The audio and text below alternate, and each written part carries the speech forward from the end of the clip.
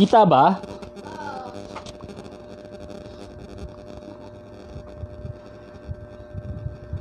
Okay, good morning po sa ating lahat. Medyo na-live ko kanina habang nagsiset up. But ganun pa man, napakabuti po ng ating Diyos. Ako po ba ay naririnig? Comment na lang po kayo kung ako po ay medyo malabo dahil gumamit po ako ng mic. Hindi ko alam kung ito ba ay gumagana or nagloloko katulad nung nangyari kanina. So, once again, tayo po ay nagpapasalamat at nagpupuri sa ating Diyos sapagkat ang Diyos ay mabuti, ang Diyos ay tapat sa ating mga buhay. At tunay nga po na ang ating Panginoon ang siyang nagkukup sa atin, ang siyang nagpapakrana sa atin ng kanyang kabutihan, nagpapakita ng kanyang pag-ibig para sa isa't isa. So medyo bago lang po ng setting yung aking background dahil nandito po ako sa itaas. Dahil sa ibaba po medyo nagkaroon tayo ng technical problem kanina. Nagtatry po tayo kumonekta sa television pero hindi talaga kumokonek. Nagka-problema at isa pa, nagka-problema din yung electric fan sa baba. Kaya medyo mainit doon. So kaya naman pinili ko na umakyat dito sa itaas upang sa ganun ay mas maging komportable yung ating kalalagayan.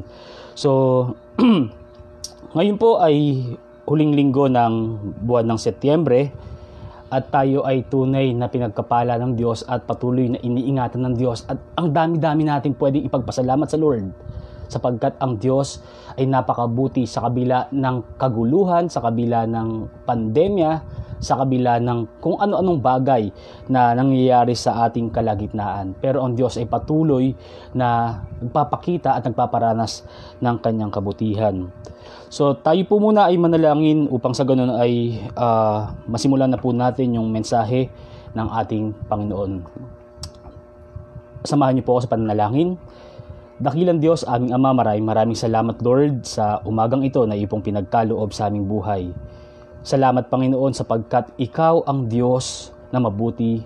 Ikaw ang Diyos, O Lord God, na nagpaparanas sa amin, O Lord, ng iyong pag-ibig, ng iyong pag-iingat, ng iyong Panginoon, protection Lord God sa bawat isa sa amin Panginoon. Lord, sa umagang ito, hinihiling po namin ang iyong pagkilos. Hinihiling po namin, Lord God, ang iyong banal na espiritu na siyang lumukob sa aming isipan, sa aming puso. Pukawin mo ang mga ito, O Diyos, upang sa ganun maunawaan po namin at maranasan po namin ang iyong presensya, ang iyong banal na salita, Panginoon, sa aming kalagitnaan. Lord, sa umagang ito, hinihiling po namin, Panginoon, na salain mo, Lord God, ang mga salita na mabibitawan ng aming tagapagsalita. Bagos, Lord God, mga salita mo lamang ang siyang aming marinig. Mga salita mo lamang, O Diyos, ang siyang maipahayag, Panginoon, sa aming kalagitnaan. Lord, sa umagang ito, patuloy po namin hinihiling, O Lord, ang pagkilos ng iyong banal na espiritu sa buhay at sa puso ng bawat isa sa amin. At sa bawat tahanan, O Diyos, na nakikilahok, O Diyos, sa online worship celebration, patuloy, Lord God, ang iyong pagkapala, ang siyang sumaamin, O Lord. Maraming salamat, Panginoon, sa iyo po ang papuri at pasasalamat sa tanging pangalan ng iyong anak na si Jesucristo. Amen. Alright, so bibigyan ko lamang po ng kaunting twist yung mensahe ng Lord, no? Dahil tayo bilang preacher ay nag-explore tayo ng mga iba't ibang bagay para makatch natin yung attention ng ating mga miyembro o yung ating mga kapatiran, ating mga tagapakinig. So last time or mga nagdaang buwan ng ating pong pagpipreach, madalas ko pong sabihin agad sa inyo yung title. Tapos, ang pinaka-body niyan ay ganito. Title, bibigkasin ko, papakita ko sa presentation. Tapos, introduction, sasabihin ko sa inyo kung ano ba yung introduction ng mensahe ng Lord. Tapos, yung pinaka-katawan na minsan may 3 puntos, may 4, may 5 puntos. At pagkatapos nun, yung conclusion or yung challenge. Pero ngayon, gawin lang natin ng kaunting twist. Ibahin muna natin ng kaunti sa ngayon. Introduction agad tayo. Body, tapos sa conclusion or challenge tayo. At doon ko babanggitin yung title ng mensahe ng ating Panginoon. Sapagkat yung title pa lamang ng mensahe ng Lord sa ating kalagitnaan sa mga oras na to ay magkakaroon po tayo ng participation dito. Magkakaroon po tayo ng part sa bagay na ito. At yung part na ito ay nawa, yung iba at karamihan sa atin nagawa na, pero yung iba na hindi pa nakagagawa, ito po yung pagkakataon ninyo na gawin yung part na ito at talagang isabuhay yung title pa lamang na ito. So, purihin po yung Panginoon. Ngayon po ay buksan po natin ang ating Biblia sa aklat ng Pahayag o Revelation. Revelation chapter 3 verse 20.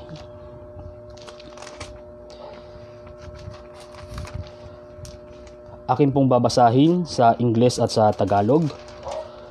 Revelation chapter 3 o Pahayag chapter 3 verse 20. Ito po ang nakasulat. Behold, I stand at the door and knock. If any hear my voice and open the door, I will come into their house and eat with them. Sa Tagalog po, ito po ang nasusulat. Nakatayo ako at kumakatok sa pintuan. Kung diringgin ninuman ang aking tinig at bubuksan ng pinto, ako ay papasok sa kanyang tahanan at kakain kaming magkasalo. Supurihin ang Panginoon sa pagkabasa ng kanyang salita. So itong text na ito na binasa po natin sa Revelation chapter 3 verse 20 ay isang familiar text na kung saan may pagkakataon na ituturo natin ito sa Sunday School. Na kung saan din yung text na ito or konteksto na ito yung pagkatok. Very familiar po sa atin ito dahil sa ating sariling lengguwahe, sa ating sariling pangunawa, sa ating sariling pananaw, yung pagkatok ay isang common na lengguwahe ng bawat isa. Yung pagkatok sa pintuan. At hindi lang ito basta-basta isang common na lengguwahe, bagkus isa itong common na gawain ng mga tao. Na bago ka pumasok sa pintong nakasara, ikaw ay kakatok. Ikaw ay tutuktok ng ilang beses. At kapag hindi ka narinig, ikaw ulit ay tutuktok. At kapag hindi ka pa narinig, may kasama ng salita. Pa-open ng pinto. Tapos kung kapatid mo, kapatid, pa-open ng pinto, papasok ako. So napaka-common nung salitang knocking at a door. So na kung saan itong Revelation chapter 3 verse 20 rin ay common na sa bawat isa sa atin. Dahil sa Bible study na pag-uusapan natin to, sa ating mga sariling pag-aaral ng salita ng Diyos na pag-uusapan natin to. Pero bago muna natin laliman yung pag-uusap natin, yung mensahe ng Lord, alamin muna natin ano ba yung eksena, yung setting, yung scene behind the Revelation chapter 3 verse 20. Si John ang nagsulat po ng Revelation na kung saan ito ay naisulat niya nung siya po ay pinatapon sa isla ng Patmos or yung tinatawag nating na-exile siya sa island ng Patmos. Na kung saan dito sa isla na to, doon binigay ni Jesus, doon binigay ng Diyos ang kanyang kapahayagan, ang kanyang mga salita. Hindi lamang para kay Juan, bagkus para sa ating lahat. Si John ang ginamit upang magsulat ng pahayag na ito, ng kapahayagan ng ating Panginoon. At take note, yung the word behold ay usually ginagamit ito para makuha yung atensyon ng nakararami. Kung kayo po ay nakapanood na ng isang movie na ang eksena ay may isang hari at eto yung mga kawal niya at yung pangunahin niyang kawal ay nasa unahan at maraming tao na nag-aabang sa hari o maraming tao na may ginagawa, yung pangunahing kawal niya ay sisigaw, "Behold, the king is come," or "the king is coming." So, ibig sabihin ng behold, ito po ay kadalasan pangmaramihan. Kinukuha ng salitang ito yung atensyon ng nakararami. So, kung mapapansin po natin sa verse na binasa po natin sa English verse po natin or sa English version, ay umpisang-umpisa pa lang, sabi rito ay behold. Na kung saan sa nakararami kinukuha ng salitang behold yung atensyon ng nakararami. Pero pagdating naman sa kalagitnaan ng verse 20, mapapansin natin dito yung individuality. Yung tinatawag po nating singular na yung tinutukoy ng ating Panginoon. Kanina may behold pang maramihan, pero bandang kalagitnaan sinasabi rito, I will come into their house and eat. Sa verse 20, nakatayo ako at kumakatok sa pintuan, kung di rin gininuman ang aking tinig at bubuksan ng pinto, ako ay papasok sa kanyang tahanan at kakain kaming magkasalo. So, iba lang yung version na ginagamit natin dito sa English, no? Pero kung mabasa natin sa New King James Version, makikita natin dito na from plural, naging singular. Yung plural na tinutukoy dito, yung pangmaramihan, para sa word na behold, pagkadating sa kalagitnaan, ito po ay tinukoy na yung single person, na kung saan sinasabi ng ating Panginoon na kung ako, kung kayo, kung sino man sa inyo ang magbubukas ng pinto habang si Christ, ang Diyos ay kumakatok, ako ay papasok at kasama kitang kakain. Sabay tayong kakain. So, pag-usapan natin yung mensahe ng Panginoon sa binasa po nating verse. Sa binasa po natin from Revelation chapter 3 verse 20. Meron lamang po tayong 3 punto na pag-uusapan po ngayon. Unang punto po, where Jesus stands. Saan ba nakatayo ang ating Panginoong Jesucristo? Automatically, alam na po natin dahil binasa natin, Jesus is standing and knocking at the door of your heart. Si Christ ay nakatayo at kumakatok sa pintuan ng ating mga puso. Kumakatok sa pintuan ng iyong puso. Kumakatok sa pintuan ng bawat isa sa atin. Pintuan ng ating mga puso. Na kung saan figuratively, ang puso, kapag sinabing humble ka, you are a humble person, hindi ito yung maisip natin, kundi ito. Kasi dun affective siya. Sa affection siya nakapaloob. Pero kung sinasabing ikaw ay isang intellectual na tao, automatic sa isipan. Pero pag ikaw is tinatawag na humble person, sa puso. Na kung saan yung puso natin, figuratively, ay yung humble part of our human being, of our being. Na kung saan dito kumakatok ang ating Panginoong Jesucristo, sapagkat ang puso natin, ito yung marunong magpakumbaba sa harapan ng ating Diyos. Pero kung literal na pagkatok ang pag-uusapan po natin, para sa ibang tao, ito ay isang mahirap na gawain. Lalong-lalo na yung mga tinatawag nating nagtitinda ng kung ano-ano, nagbebenta at kumakatok sa pintuan. Kung kayo ay naranasan nyo nang may kumatok sa pintuan ninyo, at pagsilip nyo hindi nyo kilala, medyo mag-aalangan tayo. Ano bang gagawin ko dito? Papapasukin ko ba? I-entertain ko ba? Dahil yung pagkatok ay minsan at may pagkakataon na medyo nag-aalangan tayo. Nag-aalangan dahil una, hindi natin kilala ang taong kumakatok. Kahit sa ating mga kapatiran, nung wala pang pandemya, ang pagkatok sa loob o sa pintuan ng tahanan ng ating mga binibisita o sa tinatawag nating visitation program, isa sa pinakamahirap na gawain. Dahil kung saan, ang pagkatok pa lamang po ay nakakatakot.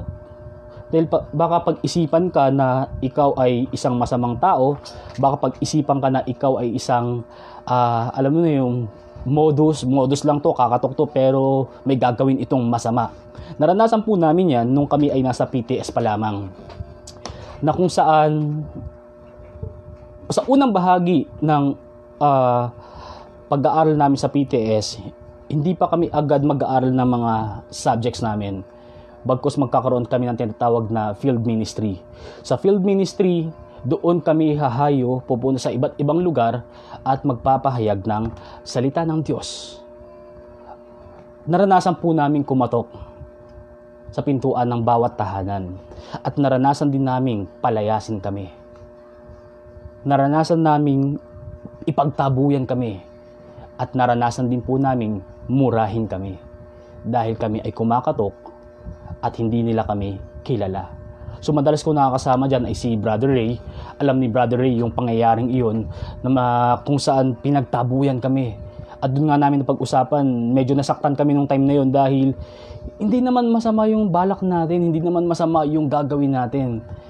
Dahil tayo naman ay magbibigay ng kapahayagan ng Diyos, ng gospel, ng mabuting balita. Pero bakit tayo pinagtabuyan? At kaya nga doon lumabas yung mga salita na kapag kayo ay pinagtatabuyan ng sino man, na ang pakay nyo ay magpahayag ng salita ng Diyos, tandaan nyo, hindi kayo mismo ang tinataboy, kundi ang mensahe ng Panginoon na dapat makararating sa kanila, ngunit dahil nga sa kaganapan na yon, hindi nakarating sa kanilang kalagitnaan. Hindi nila kayo tinanggihan, hindi kayo mismo ang nireject, bagkus yung panawagan, yung pagkatok ng Panginoon sa kanilang mga puso. Isang encouragement yun na kung saan, okay, nire-represent nga pala namin si Christ. Si Christ nga pala ang aming nire-representa. Kaya at kung kami ay ma-reject, hindi kami mismo ang kanyang nireject, ang kanilang na-reject. Bagkus ang Kristo na inire-represent namin ang kanilang nireject. Kasi si Christ ang dala natin, si Christ ang bitbit natin, si Christ yung nais nating ipahayag sa kanila. Pero dahil kumatok tayo, hindi tayo pinagbuksan, hindi iyon kawalan bawat isa sa atin. Hindi iyon kawalan ng taong kumakatok sa pintuan para maghayag ng salita ng Diyos. Bagkus, ito ay kawalan ng taong nag-reject sa paanyaya ng ating Panginoon. Sabi nga door knocking can be frightening experience. Ito ay isa sa mga bagay na nakakatakot gawin. Kakatok ka sa tahanan ng hindi mo kilala, sisilipan ka ng tao na nasa loob ng tahanan at ikaw ay hindi kilala, hindi ka pa nagsasalita, sasabi nila, ay sige okay lang, thank you, okay na, wag na. Ganun po. At alam ko, ilan sa inyo ay naranasan na ang rejection na yon dahil sa pagkatok. Ngunit ang ating Panginoong Jesucristo, kumakatok siya. Kumakatok siya sa ating puso, sa pintuan ng ating puso. Ano ang gagawin po natin? Tayo ba ay sisilip at tatanggihan siya? O ating bubuksan ng ating pintuan ng ating mga puso at tatanggapin siya? Naalala ko, isa sa mga na banggit ng ating pastor, na si Pastor Arnel, sabi niya, nung siya ay bata pa, kumatok ang kanyang tiyuhin. Tapos, dahil alam ni pastor, alam nila na sa gantong oras, umuwi yung kanyang tiyuhin, kaya agad-agad sila nagbubukas ng pinto. Nung kumatok ang kanyang tiyuhin, binuksan niya agad dahil alam niya nga, time na yon ng pag-uwi ng kanyang tiyuhin at yun na yung oras na yon. Kaya binuksan niya. Pagpasok ng kanyang tiyuhin, imbis na matuwa dahil pinagbuksan siya at sinalubong siya ng kanyang mga pamangkin, siya ay nagalit at sinabi, bakit nyo binuksan ng pinto nang hindi man lang nagtatanong kung sino yung nasa pinto? Baka mamaya magnanakaw pala yun or kriminal na mayroong gustong gawing masama sa loob ng tahanan kaya siya kumakatok. So isang magandang experience yun at isang magandang halimbawa na kapag may kumakatok, alamin natin sino ba ang kumakatok. Ito ba ay masama o ito ba ay makabubuti sa akin?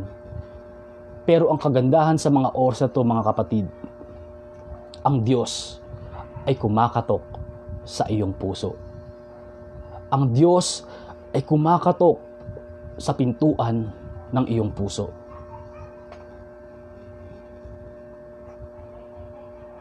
Ang ating Panginoon, kumakatok siya sa pintuan ng ating puso sa pamamagitan ng salita niya, ng gospel. Ano ba yung gospel? He was born, siya ay pinanganak sa sabsaban, he was crucified, siya ay napako, he died because of your sin, because of our sins, siya ay namatay dahil sa ating mga kasalanan, at he was buried, siya ay inilibing, and after 3 days, pagkatapos po ng 3 araw, siya ay muling nabuhay. Magmula sa kapanganakan ni Kristo, sa kanyang pagkapako, sa kanyang pagkalibing, pagkamatay, at sa kanyang muling pagkabuhay. Ito yung gospel. Ito yung mabuting balita na ibinibigay sa atin ng Panginoon. At sa pamamagitan ng mabuting balita na ito, si Christ ay kumakatok sa iyong puso. Na minsan nangailangan ang tao ng tagapagligtas. Kaya ibinigay ng Diyos Ama ang kanyang bugtong na anak sa atin dahil siya ang ating tagapagligtas. Hindi pa napufulfill yung kaligtasan, kaya si Christ napako sa krus. At ito ang fulfillment ng kaligtasan. Siya ay namatay. At yung fulfillment naman ng Old Testament na nagsasabi na siya ay muling mabubuhay ay naganap.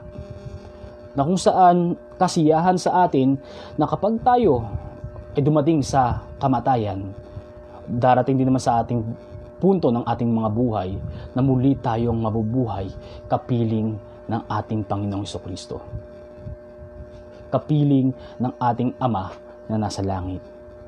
Sapagkat si Kristo mismo ay nagapi niya ang kamatayan. Tayo mga sumusunod sa Kanya, tayo mga nananampalataya sa Kanya, tayo ay may pananampalataya at umaasa na kapag ang katawang ito ay namatay, magkakaroon tayo ng panibagong buhay kasama ang ating Panginoong Jesucristo, kasama ang ating manlilikha.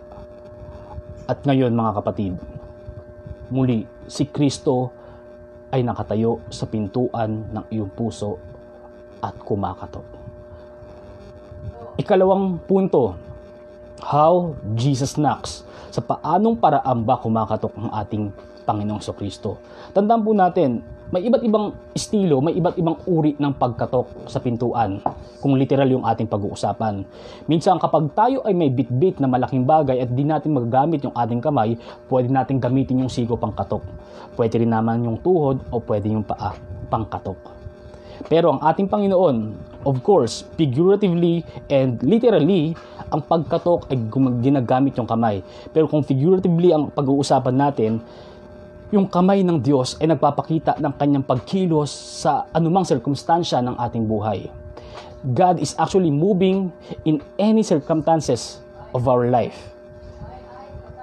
Ito ay nasa kalagitnaan ng kasagsagan. Ito ay nasa kalagitnaan ng pagkasadsad naman ng buhay. Ang Panginoon sa anumang panahon, sa anumang uri, sa anumang pangyayari ng ating buhay, ang Diyos ay kumakatok. Ginagamit ng Diyos ang kanyang kamay upang kumilos sa iyong buhay. Ginagamit ng Diyos ang kanyang makapangyarihang kamay upang kilusan ang iyong personal na buhay, ang iyong mismong buhay, ang iyong pamilya, ang iyong komunidad, kahit ang bansa, ang natures, the nations and the natures are moving according to God's plan. Nangyayari ang mga ito dahil sa plano ng Diyos at sa kanyang pagkilos. Kaya nga meron sa tinatawag nating doctrine na yung umiikot ang daigdig, umiikot ang bawat planeta dahil may nagpapagalaw nito. Umiikot ang bawat bagay, nanggaganap ang bawat bagay dahil may isang creator, may isang designer na gumawa, nag-design nito at nagpapakilos sa mga ito. At ayun ang ating Panginoon. Kaya nga naman, no, yung awitin na He's got the whole world in His hand. Ang buong mundo ay nasa kamay ng ating mga Panginoon, ng ating Panginoon. Pinakikilos ng Lord. Kumikilos ang Diyos sa bawat isa sa atin. Kumikilos ang Diyos sa bawat bansa. Kumikilos ang Diyos sa bawat tahanan. Kumikilos ang Diyos. Ang kamay ng Diyos ay kumikilos sa bawat puso ng mga tao na nais sumamba manampalataya sa Diyos at mga taong nananampalataya na sa ating Panginoon. Ang He's got the whole world in His hand, inalam ko yung history. Paano ba ito naisulat? Ano ba yung reason kung bakit naisulat yung awiting He's got the whole world in His hand?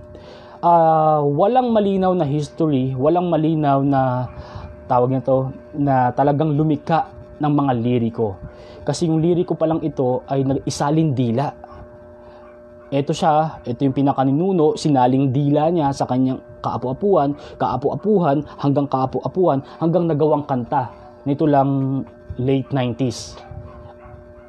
At ito ay isang African American hymn. Na kung saan may comment dito, dahil daw nung time na yun, yung mga African American ay kumbaga lesser being ang tingin sa kanila ng mga white American. Slaves sila. Kaya naman ang African American na sumulat nito ay gumawa ng isang awitin hindi lamang para ipakita yung kapangyarihan ng Diyos, hindi lamang para ipakita na ang Diyos ay nasa kontrol, bagkus para ipakita na ang buong mundo ay nasa kamay ng Diyos. Na kung saan ang Black American people at ang White American people ay parehas nasa kamay ng Diyos. Equal sila. Dahil nung time nga na yun, ang tingin sa kanila ay mababa, hindi equal. Pero He's got the whole world in His hands. Nagkaroon ng equality. So ngayon, ang kamay ng Diyos na kumikilos sa ating mga buhay, ang kamay ng Diyos na kumakatok sa iyong puso, sa pintuan ng ating puso. He calls as He knocks. Katulad ng nabanggit ko kanina, kapag tayo ay kumatok at medyo natatagalan, tumatawag tayo. Ang Diyos kumakatok at tumatawag din siya sa iyo. Ang sinasabi ng Panginoon sa verse 20, if any man hears my voice, habang kumakatok siya, if any man hears my voice, siya ay tumatawag. Siya, ginagamit niya ang kanyang salita. God speaks through His voice. Yung Biblia. Kuya Edmark, Brother Edmark, Pastor Edmark, hindi ko man naririnig yung salita ng Diyos eh. God speaks through His voice or yung Bible, yung Biblia.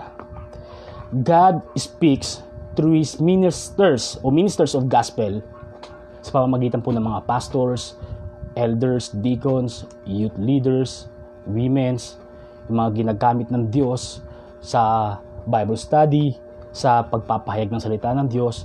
Ang Diyos ay nagsasalita sa pamamagitan nila. God speaks through the life of Christians. Ang Diyos ay nangungusap sa pamamagitan ng mga buhay ng mga mananampalataya. At ito po yung testimony natin. Kanina sa voice ng Lord, yung Bible, sa ministers of the gospel, preachers and pastors, sa buhay ng mga mananampalataya, testimonies. Ang Diyos ay nangungusap sa mga bagay na ito. Salita ng Diyos, sa Biblia, sa mga pastor na ginagamit ng ating Panginoon, sa mga preachers na ginagamit ng ating Panginoon, nangungusap siya sa ating mga puso. Hindi lamang siya kumakatok. Hindi lamang siya nagtutok-tok sa pintuan ng iyong puso. Bagkus, higit sa lahat, kapatid, tinatawag ka niya. Tinatawag ka niya na kung iyong bubuksan ang pintuan ng iyong puso, siya ay papasok sa iyo, sa iyong puso. At siya ay kasama mong kakain. Ikatlong punto. Balikan muna natin yung una at ikalawang punto, no? Yung unang punto, where Jesus stands. Ikalawang punto po natin, how Jesus knocks. At ito po yung ikatlong punto natin, what Jesus will do if you open the door. Anong gagawin ni Christ kung siya ay papasok na sa aking puso, sa pintuan ng aking puso? Sinasabi rito sa Biblia, I will come into Him. I stand at the door and knock. If anyone hears my voice and open the door, I will come into him, or I will come into their house and eat with them. Na kung saan sa salvation po, kung maaalala po natin, nung tayo ay nadurog yung ating puso sa pamamagitan ng salita ng Diyos, yung tayo ay nakita natin yung ating sarili, nakita natin yung reflection natin sa pamamagitan ng salita ng Diyos, na tayo po ay makasalanan. Lumuhod yung ating puso, lumuhod ang ating mga tuhod, at binigkas ng ating mga labi na ikaw, Jesus, ang Diyos. patawarin mo ako sa aking mga kasalanan. Tinatanggap kita sa aking puso. Manatili ka sa aking puso. At ikaw na Diyos, ikaw Jesucristo, ang siyang maging tagapagligtas ng aking buhay. Ikaw Jesucristo ang siyang maghari sa aking buhay. Hindi na yung aking sarili, hindi na yung aking kalooban, kundi ang kalooban mo nawa ang aking magawa. So pinapasok natin ang ating Panginoong Jesucristo. At ngayon, sinasabi ng 2 Pedro chapter 1 verse 4, tignan po natin 2 Peter chapter 1 verse 4. Ito po ang sinasabi.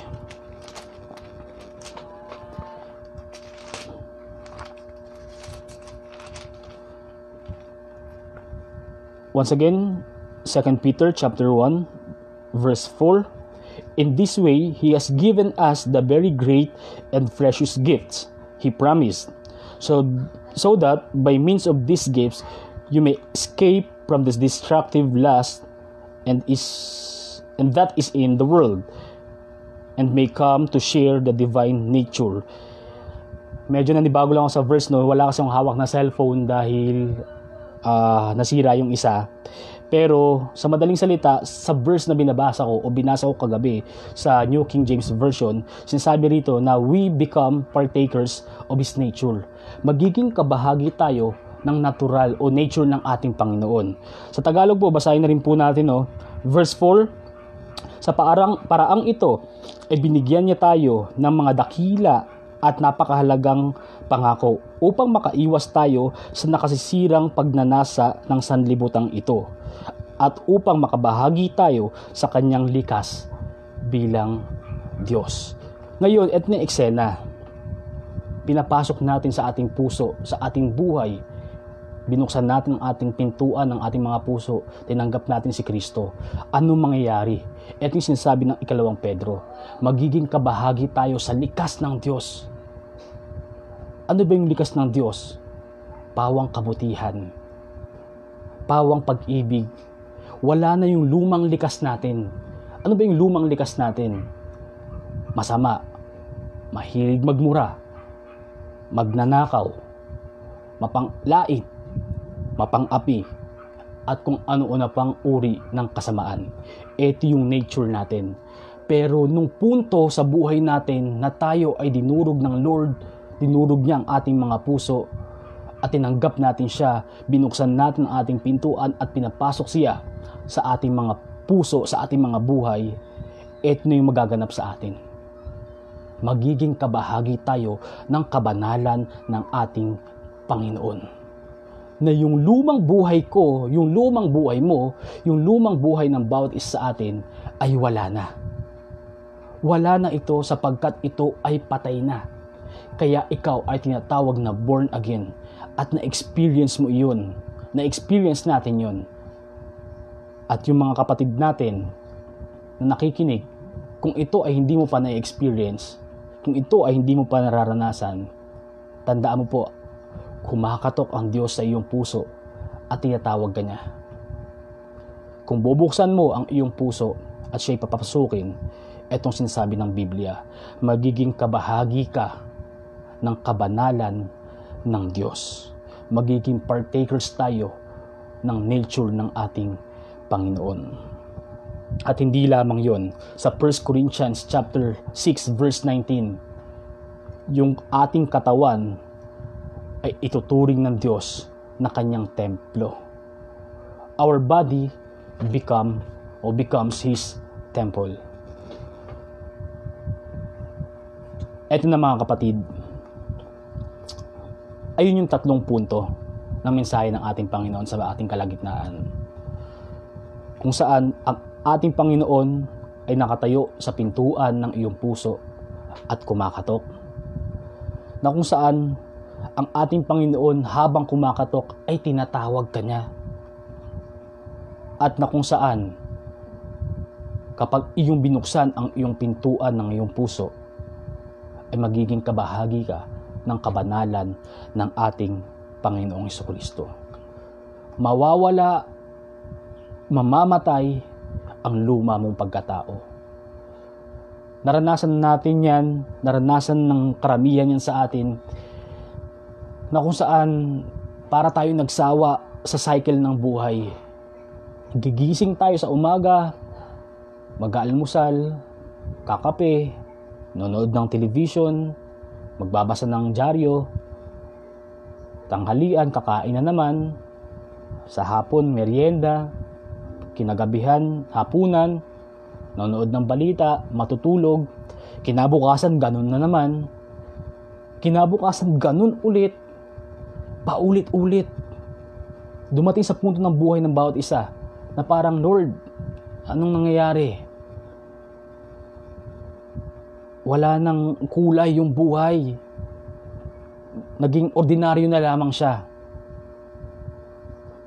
Pero, nung pumasok ang Lord sa buhay ng bawat isa, nagkaroon ng liwanag, nagkaroon ng bagong pag-asa, nagkaroon ng kulay ang buhay. Na hindi katulad noon ng lumang buhay, paikot-ikot lang. Pero ngayon sa bagong buhay, hindi ka na mag-isa. Kasama mo na ang Diyos sa ikot ng buhay mo, sa liko ng buhay mo, sa diretso ng buhay mo, sa angat ng buhay mo, sa sadsad ng buhay mo. Kasama mo ang Diyos, sapagkat He's got the whole world in His hands. Nasa kontrol ang Diyos. Nasa kontrol ang Diyos sa bawat pangyayari, sa bawat circumstances ng ating mga buhay. Mga bagay na hindi maiiwasan, mga bagay na nangyayari na hindi natin ginusto, kasama natin ang Diyos. Kaya kapatid, kung ikaw ay nakikinig sa mensahe ng Panginoon, ito naman yung pagkakataon mo na maranasan mo yung buhay na kung ano yung meron ng buhay ng bawat isa sa atin. Maranasan mo yung buhay na kasama ang Diyos. Maranasan mo naman yung buhay na magkaroon ito ng kulay dahil sa ating Panginoong Jesucristo. At ayun po yung mensahe ng Lord, yung 3 punto na nais iparating sa atin ng Diyos. Yung kanyang pagkatok, yung kanyang pagtawag, at yung kanyang pagpasok sa buhay mo. At etong araw na to, yung pagkakataon, natanggapin mo siya sa iyong puso. So, sa ngayon, katulad ng sinabi ko kanina, sa huling bahagi ng mensahe ng Lord, ko babanggitin yung title ng mensahe ng Lord. Sapagkat ito ay may kaugnayan sa mga challenges sa social media, sa Facebook particularly. So maraming tao ang gumagawa sa social media, nagte-take ng challenge sa social media, sa Facebook, ng mga sumusunod. Una, yung tinatawag nating hashtag Draft Your Lowest Grade Challenge. Yung mga estudyante ko, nakita ko yung mga grades nila na pinakamababa, pinapakita nila. Merong nasa line of 7, merong nasa line of 8, tapos yung line of 9, nagsabi, ang sobrang baba naman ng grades nyo. Sa akin nga, yung mababa kong grades, 91. So, may kasamang pagmamalaki, no? May kasamang pagmamayabang. Ikalawang challenge, yung Drop Your Honor Challenge. Alam ko, nababasa nyo yan sa Facebook. Grade 1, top 1, grade 2, top 3, grade 3, top 4, grade 4, grade 5, grade 6, yung mga ganung bagay. Sinasabi nila yung kung anong top sila from grade 1 to grade 6. Kadalasan ko nakikita yung mga estudyante ko kasi elementary teacher po tayo. Pero may iba nakikita ko na nakagraduate ng college, kumasa rin sa challenge na yun. Pinakita nila nung elementary, nung high school, hanggang nung college, kung ano ba yung honor. O hanggang high school lang pala. Kung ano ba yung honor na nakuha nila habang sila ay nag-aaral. Yung drop or hashtag Drop Your Mirror Shot Challenge. Yung tatayo ka sa harapan ng salamin, pipicturean mo yung sarili mo, ay yung challenge na yun, papakita mo sa social media. Isa pang challenge yung Drop Your Couple Photo Challenge, kung saan kasama mo yung couple mo, pipicture kayo, at papakita mo sa social media at gagamitin mo yung hashtag na yun. Isa pang challenge, yung Drop Your Sons or Daughters Photo Challenge. pipicture mo yung anak mo babae at anak mo lalaki, ipapakita mo sa social media, no? Ipagmamalaki mo, eto ang aking mga anak, ang mga magaganda kong anak. Pastor Edmark o Brother Edmark, masama ba yun? Hindi po. Wala pong mali sa ating ginagawang pag-accept ng challenge na ito. Walang masama hanggat napoprotektahan po natin yung ating mga pagkakakilanlan, yung ating tinatawag na privacy, yung ating private personal identity, private identity. Hanggat napoprotektahan natin ito, walang problema kung gawin po natin to. Pakita natin yung ating grades, pero wag yung buong card kasi pinagbabawal yun. Pakita natin yung ating honor, sabihin natin, nung grade 1, ako ay ganito. Pakita natin yung mirror shot natin, okay lang yun. Walang problema doon. Couple photo, okay lang din yun, walang problema doon. Yung picture ng sons and daughters natin, walang problema ron. Basta naiingatan natin ang ating pagkakakilanlan, yung tinatawag nating personal identity. So ngayon, anong kinalaman ng mga hashtag challenge na yan sa mensahe ng Panginoon at sa title? Sapagkat ito po yung title ng mensahe ng ating Panginoon. Bakit hindi natin i-take yung title ng Lord o yung title ng message ng God? At ang title na ito ay hashtag Accepting Jesus as My Savior Challenge. Isang challenge na kung saan dalawa ang pwedeng mangyari. Ano yung dalawang yun? I-accept natin o i-reject natin. Dalawa ang pagpipilian natin. Parang pagkatok ng ating Panginoon sa pintuan ng ating puso. Pagbubuksan natin o ipagsasara natin ng ating mga pintuan, ang pintuan ng ating puso. Hashtag Accepting Jesus as My Savior Challenge. Tandaan mo kapatid, si Jesus ay kumakatok sa iyong puso. Siya ay naghihintay na tanggapin mo ang challenge na ibinibigay sa buhay mo ng ating Panginoon. Kung maraming challenges sa social media na nagawa ka na, bakit hindi mo gawin yung challenge ng Panginoon? Tanggapin siya sa iyong buhay, tanggapin siya sa iyong puso. At siya ay maging tagapagligtas at Panginoon ng iyong buhay. Kung ikaw kapatid ay nagnanais na kumasa sa challenge ng ating Panginoon, maaari mo akong sabayan sa panalangin. Kung ikaw naman ay nag-aalinlangan pa na kumasa sa challenge ng Lord, walang problema. Pwede ka pang kumausap ng mga ate mo, kuya mo, mga kaibigan mo sa church. Baka kasi natatakot ka, baka pagalitan ako ni nanay, magpapalit ako ng relihiyon. Baka kasi kami ganito, tas ngayon magbo-born again kami, magiging Christian ako. May pag-aalinlangan. Andito po yung ating mga ate at kuya, ang ating mga pastors, ating mga preachers. Pwede kayong mag-chat, magtanong. Sa ating mga youth group, meron po tayong mga discussion dyan. Sa social media, meron tayong mga discussion. So pwede tayong makilahok doon. Magtanong-tanong tayo hanggang sa maliwanagan tayo. Hanggang sa makita natin yung kagandahan na ginawa ng ating Panginoong Jesucristo. Pero sa oras na to, kung ikaw naman ay handa na pukaw ang iyong puso sa salita ng Diyos na si Jesus ay pinanganak hindi lang para mamuhay sa mundo, pinanganak siya bilang tagapagligtas ko, bilang tagapagligtas mo. Nabuhay, napako sa cross dahil sa ating mga kasalanan, muling nabuhay at hanggang sa ngayon ay siya ay namubuhay at naghahari sa ating kalagitnaan. Ipikit po natin ang ating mga mata at sabayan niyo po ako sa panalangin. Kung taos puso,